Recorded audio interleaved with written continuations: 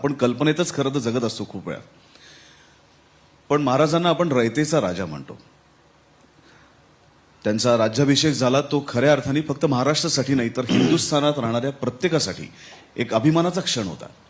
कारण पहिल्यांदा एक जाणता राजा स्वकर्तृत्वाने हिंदूंसाठी एकमेव.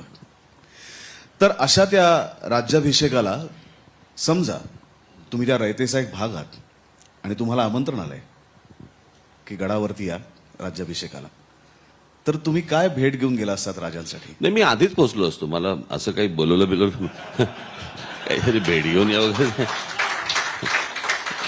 असं काय, मी आधीच तिथे काहीतरी हारबीर लावत असतो. असं थोडी आहे की आपण काहीतरी भेट घेऊन जायची. जरा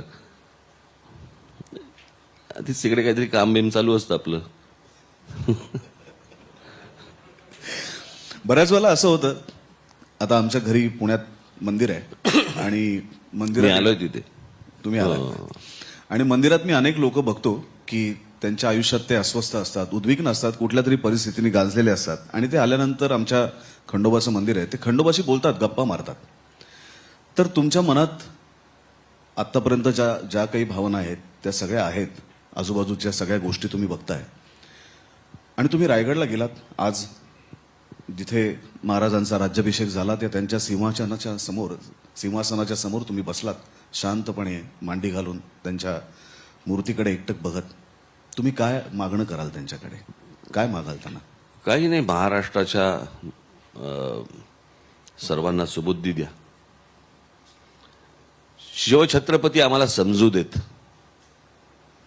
ते जर समजले ना, सगळं ताळ्यावरती येईल. सगळं ताळ्यावरती येईल.